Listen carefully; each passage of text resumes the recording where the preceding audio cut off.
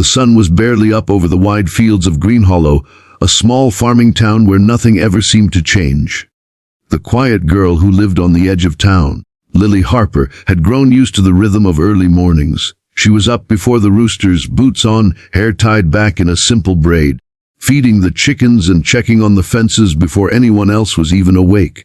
Beside her, her younger brother Noah struggled to carry the feed bucket, his skinny frame nearly bending under the weight. To the townsfolk, the Harper kids were just another pair of farm children left behind after tragedy. Their father had died in a tractor accident 2 years back, and their mother worked double shifts at the mill. Most people pitied them, but some didn't.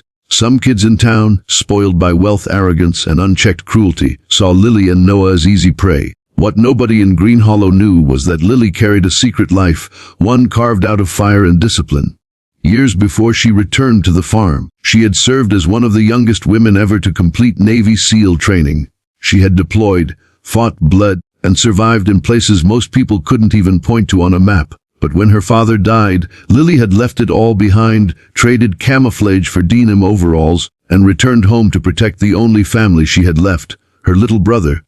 She wanted peace, anonymity, and a quiet life.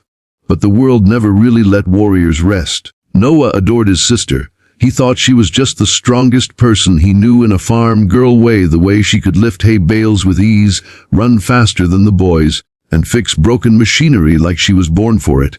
He had no idea that her strength went far deeper than muscle. She had been forged in a crucible of fear and fire, and every step she took on the farm was layered with the discipline of a soldier who had once lived by a code: never leave a brother behind. The first real storm of trouble began at school. Noah was only 15, smaller than most of his classmates, and his quiet nature made him a target. The ringleader of the tormentors was Jason Miller, the son of the wealthiest ranch owner in the county. Jason was tall, broad-shouldered, and spoiled rotten by a father who never told him no. Around him hovered his two shadows, Trevor and Dean, both eager to laugh at whatever cruelty Jason thought up. One Monday morning, as Noah walked across the schoolyard clutching his books, Jason stuck his boot out. Noah stumbled, his books flying across the gravel. The laughter that followed was sharp and cruel, echoing across the yard like a whip crack. "Careful, farm boy," Jason sneered. "Don't trip and spill that pig slop you call lunch." Noah tried to gather his books quickly, his face hot with embarrassment, but Jason kicked one across the dirt, sending the pages fluttering. Trevor stepped in, grinding his heel into Noah's math notebook. "Oops," Trevor grinned. "Guess farm kids don't need math. Just counting cow poop, right?" And Noah said nothing. He kept his head down. That was his way: avoid trouble, take the hit, move on. But Jason didn't like that. He wanted reaction. Bullies fed on the flinch, the fear, the spark of resistance they could crush. Jason shoved Noah's shoulder hard enough to knock him down again.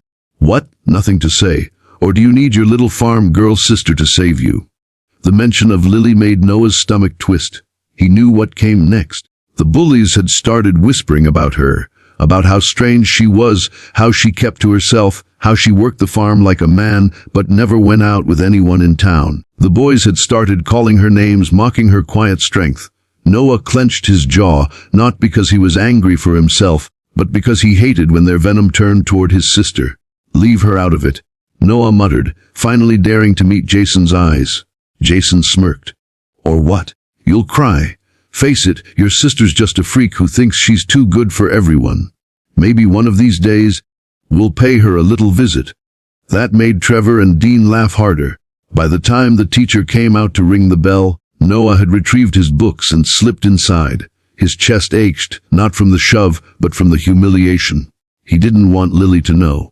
He didn't want her to worry, or worse, march up to school and cause a scene. He thought he could handle it. But bruises don't always stay hidden. That evening, while Noah was unusually quiet at dinner, Lily noticed. She noticed everything: small changes in tone, subtle shifts in posture, the kind of details that kept her alive in combat. Her fork paused over her plate as she studied her brother. "What happened?" she asked softly. Noah shook his head. "Nothing." Lily didn't press, but her eyes lingered. She had seen the scuffed corner of his notebook when she helped him with homework, the faint red mark on his arm that didn't come from farm work. She stored the information away. The following days grew worse. Jason's cruelty escalated. He knocked Noah's lunch tray to the floor in the cafeteria, shoved him into lockers, and once even smeared mud on his jacket before the bus ride home. Noah bore it quietly, but every evening his spirit seemed smaller. Then came Friday. Jason and his gang cornered Noah behind the gym after school. They shoved him against the wall, laughing as they blocked his way out. "Tell your sister we said hi." Jason sneered, his face inches from Noah's. "Heard she works real hard on that farm. Bet she gets real lonely out there." Noah's face burned with shame and rage. He tried to push past, but Dean slammed him back into the wall. Jason raised a fist, not to punch, but to taunt, hovering it just close enough to make Noah flinch. That was the moment Lily arrived. She had been waiting outside in her old pickup truck, planning to give Noah a ride home. When he didn't come out on time, she'd gone looking, and what she found froze her blood. Her eyes scanned the scene in an instant. 3 boys, her brother trapped, fear in his eyes. A rush of memory hit her. Ambushes in dark alleys, enemies circling her unit. Her instincts snapped awake like a switchblade. She didn't storm in. Not yet. She walked calmly, deliberately, her boots crunching on gravel. Her voice was even when she spoke. "Let him go." Jason turned, his smirk widening when he saw her. "Well, if it isn't the freak sister. What's the matter, farm girl? Here to milk your brother out of trouble?" Trevor and Dean laughed, but their laughter faltered when they met her gaze. There was something in her eyes, calm, sharp, unshakable, that made their stomachs tighten. Jason, blinded by arrogance, didn't notice. "I said," Lily repeated, stepping closer. "Let him go." Jason shoved Noah aside and swaggered up to her.